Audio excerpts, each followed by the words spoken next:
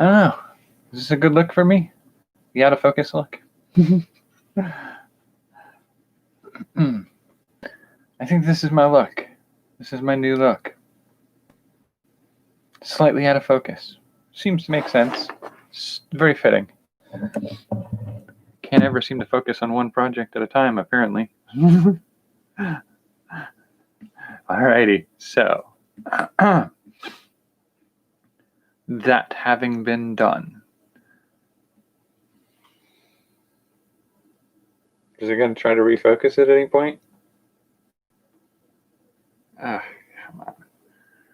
Fine and dandy. There we go. Not that that's a better look for me. Okay, we've got that squared. Still hot, still gross. I still need to do laundry because I'm sweating through all my clean clothes. All right, so where were we last? We were working on reimagining a story inspired by gremlins. So, starting with the basic premise of... Okay, I need to remember to always lay out what I'm doing here. We're a minute and a half in, Ken. Get your stuff together. So, the basic idea of what I do is I take existing pop culture, disassemble it to its constituent components, and then imagine using those components to create a new piece inspired by the original. Now, I've always sort of done this, and I've always done this under the premise that any given two artists, given the same materials, will create entirely different works. Hello. So any two artists given the same materials will create entirely different works, and that includes the ideas of story concepts and plot and whatnot. And it's always been a premise I've felt to a degree that I could say, I'm not worried about people stealing my ideas. The closest that I've ever come to somebody feeling like they stole my idea was the Carnival Row, the TV series. I had a noir detective story style idea of a detective who's had an encounter with the supernatural and weird world war, and is not entirely human anymore, but keeps it a secret. And he has a partner who served with him in the military who is out as no longer human anymore. And they have interactions with the Fae who have come to live in the cities with people. It has some similarities, but even that is not stolen. Similarities in thought happen. And so when that sort of thing happened in watching Carnival Row, yes, I'm a little bit kind of, oh, come on. Now everything I try to do in my setting that I created, people are going to think I'm ripping them off. And it's not the case. They didn't steal my idea. I have the original video that I tried to do for my Choose Your Own Adventure Faytown Noir. I think it's still up. If it's not public, it's still in my playlist on YouTube. It used YouTube annotations to use it. But yeah, other people will have the same idea. You can't worry about whether or not you're 100% original. And you can derive your ideas from other sources in such a way that you depend on the authorial voice being distinctly different for the creator who creates. And so as a means of sort of demonstrating this idea, a few months back, I took a list of story ideas. Apparently, I did like 13 of them. Lucky 13, I guess. I thought I did 9, but I found a few more. So I was taking ideas from works of pop culture Teenage Mutant Ninja Turtles, League of Extraordinary Gentlemen, Toy Story, Stargate. And I take these ideas, I try to figure out what makes those stories them, and then I take the ideas and pieces that I disassembled there to break them down and assemble them in new ways to get a new and interesting story out of. And so I create the story ideas here on YouTube. And I did that for a few of them. I think 12 or 13 of them. I wrote my ideas down here, so it's something I can pursue at a different point. But I also left the videos so that anybody who's interested in creating stories off of them is certainly welcome to create a story based off of the ideas I proposed and run with it. And yeah, if you do that, just please let me know what you made so we can talk about your creations on here. I'd love to hear about people who made something new and interesting off of these ideas. But with that in mind, I made my set. I recorded what I was doing on my desktop or my laptop computer so that I could refer back to them and pursue them further at a different point. And then my hard drive got corrupted and destroyed, and I lost those files. Now I can go back and look at the videos that I shot before to get what I was working on before. But I purposely avoided that with the premise being that here's my chance.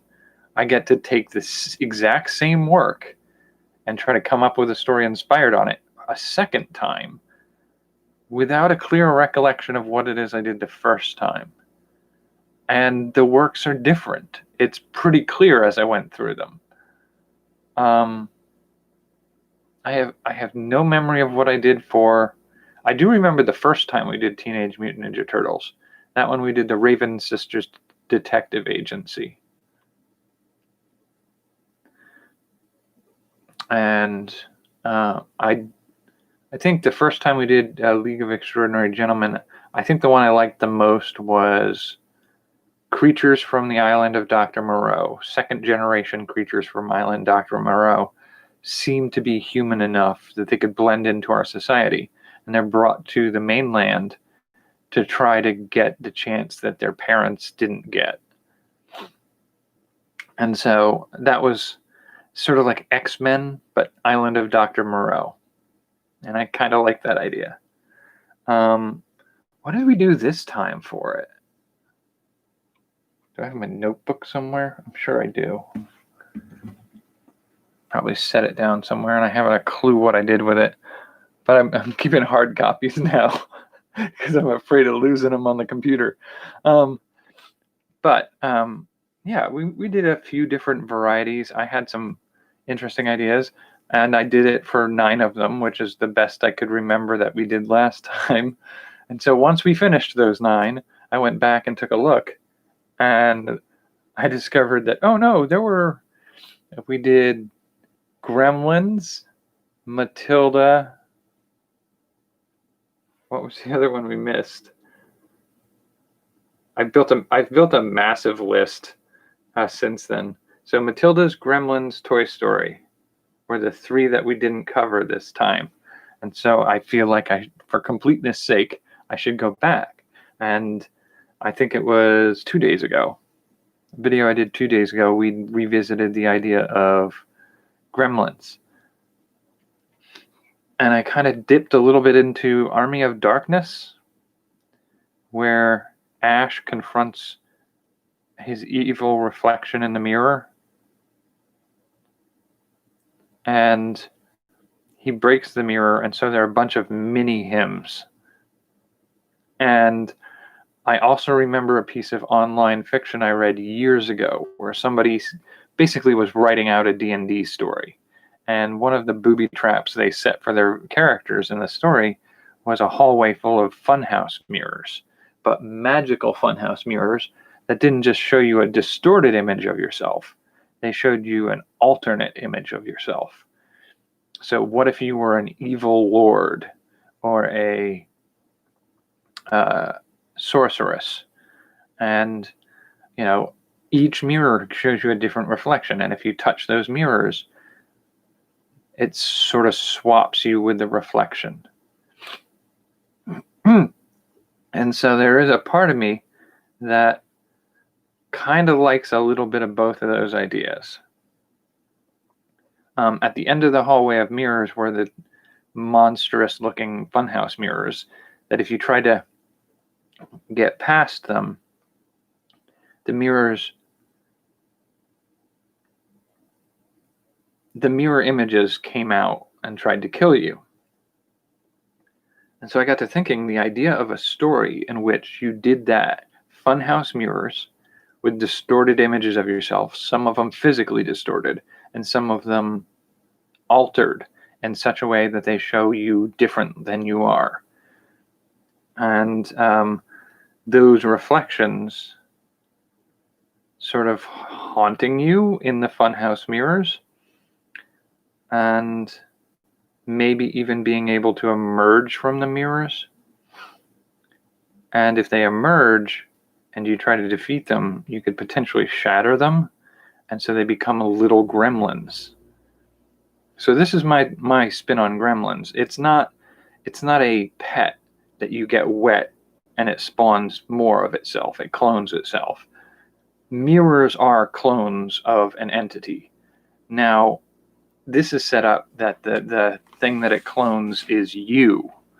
So instead of gremlins being something that breaks free and rampages through the town,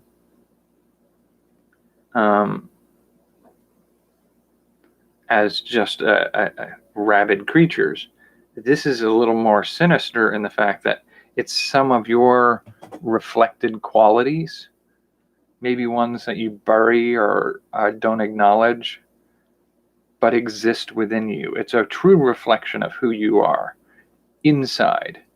Maybe not who you are, but who you are capable of being. And those reflections run rampant through your town and your community is sort of the horror aspect. Gremlins is a comedic horror movie. I don't know if mine is going to have any comedic elements to it.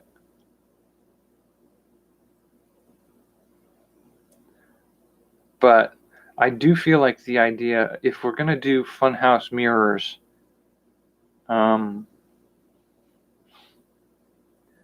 that it makes the most sense to not have, well, I was going to say we could do it as an abandoned carnival with the funhouse, like the haunted funhouse mirrors. So that you could have the main character be the one who spawns the copies. And so they're trying to track down their distorted images and their monstrous forms around the town, causing havoc. But I feel like there is a little bit, like, that's for the sake of a story in which the main character is trying to grow as the character and resolve the problems that are a danger to the community because they're problems with themselves. And that's a decent story to tell, but you can still tell that story and have the flaws and features of other members of the community on display, rampaging through this city.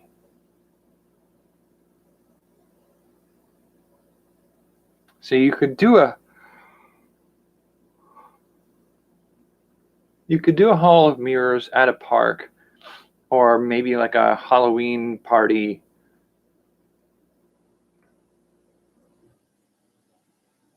And I do think it would be important at the end of the story. If you want it, you could go this traditional route of the heroes have a victorious day, but leave a door open for subsequent stories to explore that same thing. Or you could do the horror movie classic that in the end, you think you've won the day, and you watch the hero character walk away. And as they walk away, you go back into the mirrors and see the hero character trapped inside the mirror. And you realize the one that's out in the world isn't the real one. It's one of its distorted monsters. You could totally do that. And I think that's a viable story in and of itself. I don't know.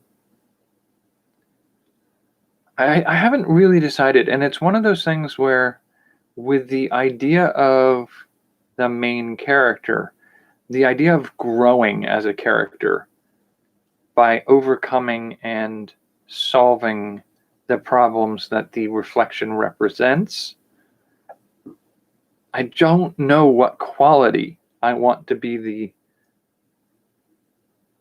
or qualities, I guess. I'm not sure which one I want to make the one that's running rampant.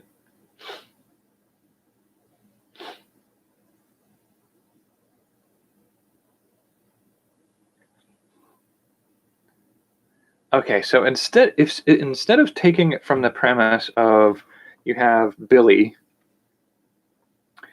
and his girlfriend visiting a haunted house with funhouse mirrors and encountering one mirror that creates spawns a copy of him. I mean, you can do that, but I feel like having multiple mirrors, having multiple images of himself, and he should not touch the mirror. But you could have somebody else touch the mirror, and you can see the exchange happen. Because I feel like the different aspects of this encounter, the mirror and the consequences of the mirrors, should all have demonstrable circumstances. It's sort of like in the Gremlins movie, you mustn't get him wet and you mustn't feed him after midnight. Well, we get an exact demonstration of each of those rules. Actually, the third one, I believe, is they do not like bright lights. And so bright lights, the getting them wet, feeding them after midnight, those three rules, each one of them is demonstrated in the course of the movie. And I feel like if we're going to set up mirrors where there are different reflections of who you could be or would have been, or some of your worst qualities, those reflections just being in the mirrors haunting you is one thing. But if somebody swaps with their reflection, now you've made that rule explicitly clear that there's a way for that to happen. And I feel like the other thing we could do is, so you could have another patron, another customer who does that. And then there's the quality of doing, I don't think I really want it to be once they've emerged from the mirror that if you hit them or somehow otherwise hurt them, they can shatter. I want them to be realistic people once they've emerged. So if we do that, if we start from that premise that once you come out of the mirror, you're a human being, I think the idea being that one that starts to emerge, I don't know, maybe not even that far.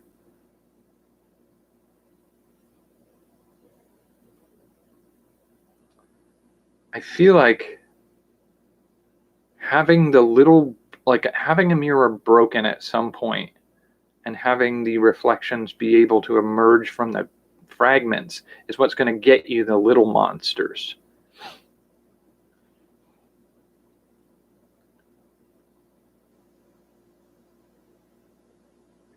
I know it's like, what's the right way to do that? Having one starting to emerge? Like, if we set it up that your reflections are evil, but that one of the other patrons has to touch the mirror and their reflection comes out,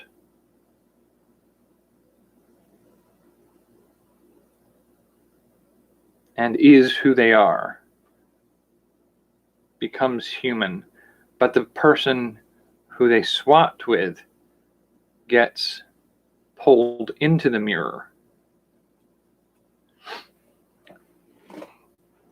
And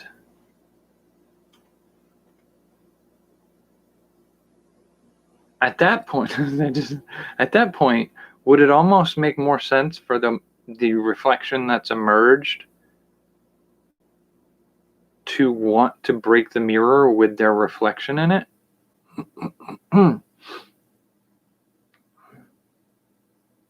No, I feel like a reflection should have enough understanding that all they have to do is walk away from the mirror and their reflection is gone.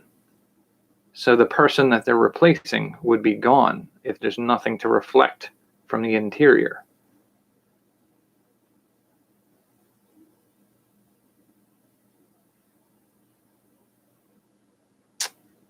I don't know. Like, there's a part of me that also says you could have the main character do this. You could have the main character swap with their reflection. Their reflection breaking the mirror. And then the shards reflecting and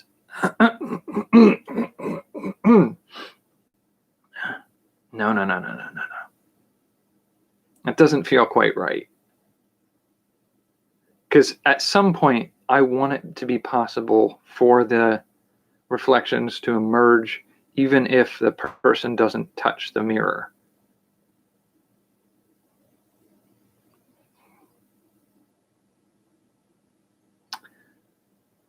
Oh, see, one of the things that's been nagging at the back of my head is a broken mirror. Shards of a mirror are awfully dagger-like.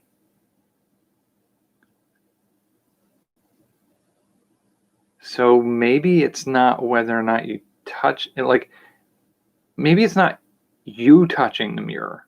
Maybe it's some sacrifice to the mirror, enabling them to emerge. So in one case, the sacrifice could be a whole person that just swaps with the reflection. But if you shatter a mirror, any mirror fragment that gets blood on it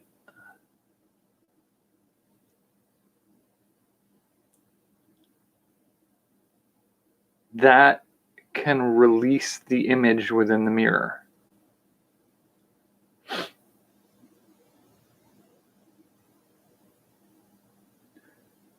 I can imagine that, and maybe even spinning it to a certain direction, that if you find the fragments of a mirror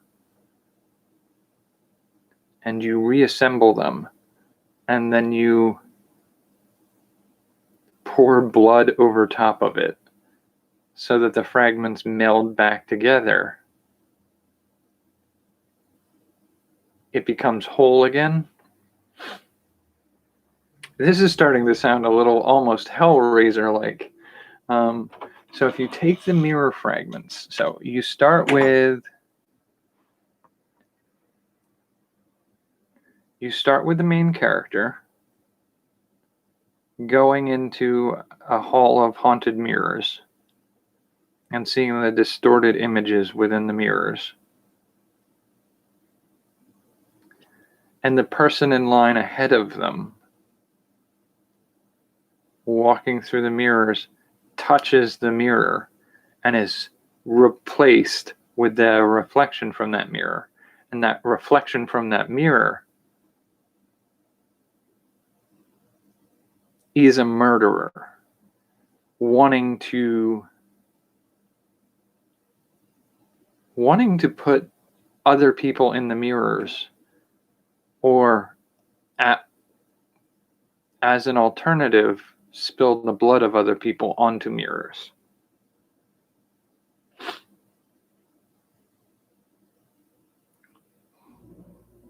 And yeah, that's the way to go, I think. This is a little bit more standard horror story, but you start out with somebody going in, their reflection shows a darker, more brutal looking version of themselves. They touch the mirror and they get swapped, and immediately that reflection is trying to release other reflections of itself without getting pulled back into the mirror. So if you have a mild-mannered accountant touches a mirror and emerges as a savage lunatic, and that lunatic, having trapped its good self within the mirror, is now hunting down everybody else in the park or at the event to put their blood all over the mirror of them as a seductress, or them as a ogre with those tiny little legs, long gangly upper body with long stretched out fingers and hands. That's the distorted image that they want to set free by spraying somebody else's blood on the mirror. So the rules of the mirror are, they will always show some sort of aspect of yourself, either some mental or historical aspect. They're almost like filters on a Instagram or whatever that people are using, where they put filters on that make them look different. But each of these mirrors casts you in a different look. And these looks may be physically deformed or mentally or socially different. So you could have a drooling idiot. You could have an old, craggly, ancient version of yourself. You could have somebody that looks like a power business broker who's willing to corrupt anything, push their mother down the stairs if it means they can get ahead. And so you can have all these different aspects of themselves. But the one that gets set free is a evil character. And the one that's set free traps the mild-mannered person on the other side of the mirror. So touching the mirrors transports you into the mirror realm while your reflection gets out. But also, a sacrifice of some kind can also set some of the reflections free. But if you keep in mind that the person going in becomes has their reflection being some negative aspect of themselves, and then they touch the mirror, they go into the mirror realm. The mirror image comes out and is a full flesh human being, so that when they go to the other mirrors, the reflection is a reflection of themselves. So that mirror universe person now has a set of mirrors that are reflecting distorted images of themselves, and they want to use the blood of others to free some of those reflections as sort of a clan or an army or a group of monsters. And At some point, you could have one or maybe even more of those mirrors broken, and the villainous character using those as weapons to harm others. And those blades, those knives of glass, the sacrifice made to them could be the injuries you make to other people with them. And in so doing, you made enough of a sacrifice to release a miniature version of whatever is reflected in it.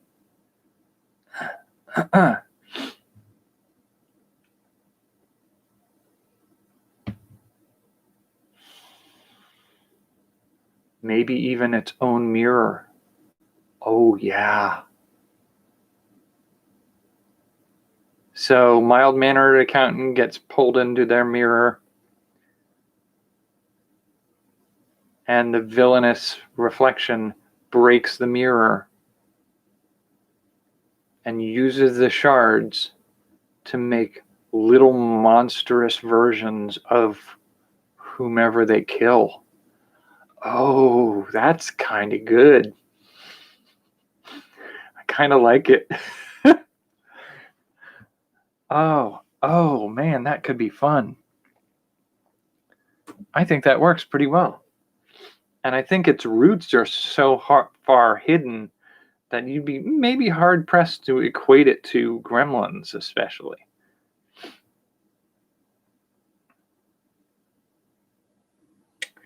Oh, I like that. I think that works pretty well. How comedic could we get? Could we do it like a comedic element to it? Or do we want to do just like Stephen King's It? Do we just want to go full tilt terrifying? Actually, I shouldn't say that. I've never actually seen or read It. So I can't say for sure whether or not I'd consider it terrifying.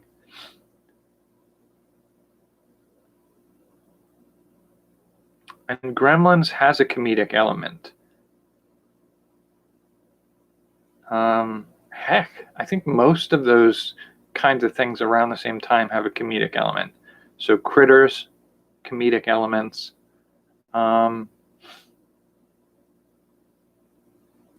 Even there is an element of this that's Child's Play. There is sort of like a little bit of a goofiness to it.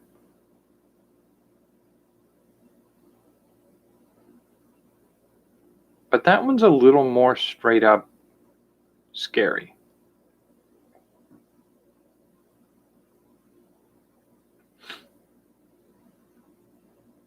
I don't know.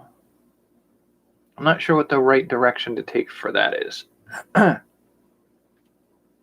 I guess that's up to whoever's writing it.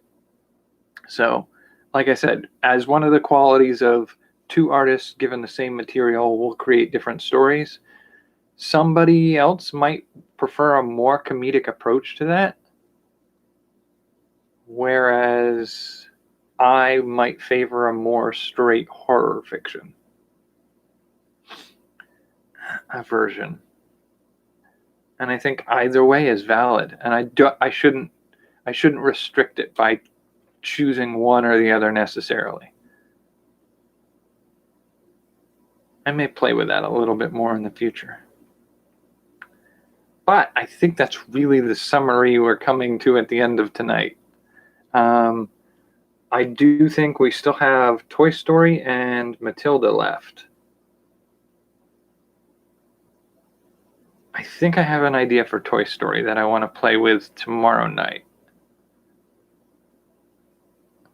And it's sort of situated to not be a children's story, but it's not like a horror necessarily.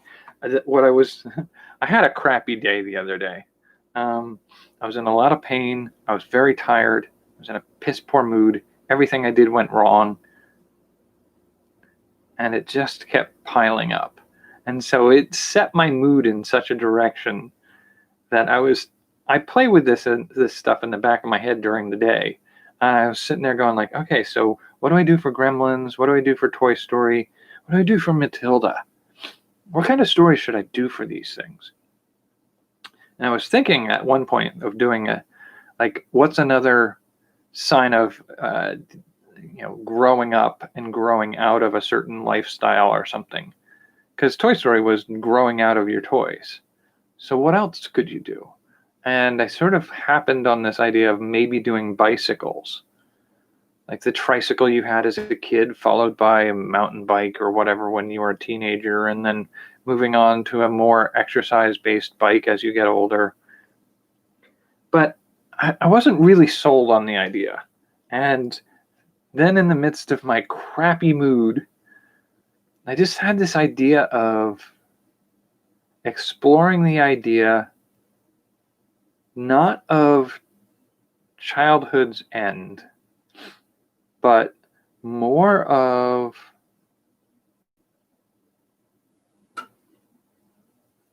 it's a little hard to phrase in a way that doesn't make it sound like just terrible, is a little bit more of that sense of like a painter who painted for the joy of painting and then had to give it up in order to survive. Life made it so that painting wasn't what they did to survive. And so the painting just doesn't happen anymore. It's sort of like that. It's got the elements of Toy Story where it's like the play and the wonder and the imagination of toys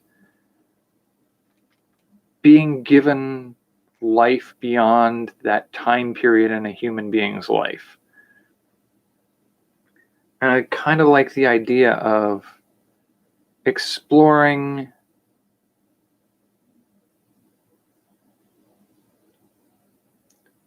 creativity and imagination as something that's not just beholden to children. It's something we all have access to, but that so many of us abandon or turn away from based on the needs of life. The needs. Like, we don't have to turn our back on these things, but we tend to, because we are convinced that when I became a man, I put away childish things. And the imagination, the play, the wonder, the marvel, the fascination, the expression of raw emotions that artwork and things like that are, they can be portrayed or perceived by a wider culture as childish. It's not real work to be a creative person. It's not valuable things. You're not curing cancer. You're not discovering the cure for cancer. You're not making a more fuel efficient car. You're not designing a product that people will want. Those are real contributions to society. The thing you make with paint or the stories you write, that's not a contribution. Or at least that's the way a lot of our culture tends to perceive it. You could see it a lot during the pandemic we've had so far, where a lot of people are, talking about who is an essential worker, but at the same time, they're bored out of their gourd when they're not allowed to work. And so they're consuming entertainment left and right. But prior to this, and even during this, they don't see those people as valuable enough to earn a real wage. And so, like, that kind of aspect, I kind of feel like you could do an interesting Toy Story-like story maybe more for adults, exploring that story element from the perspective of the creative works.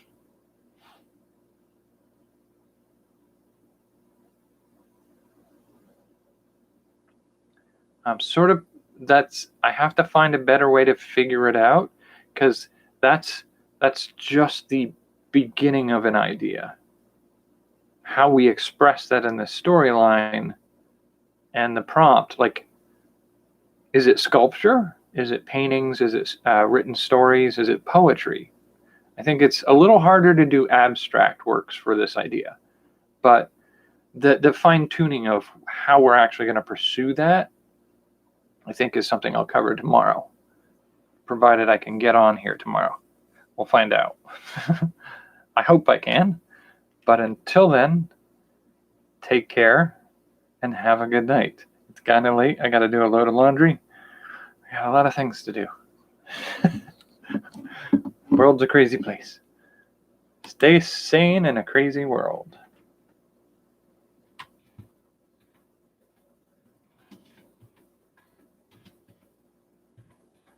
Take care and have a creative night.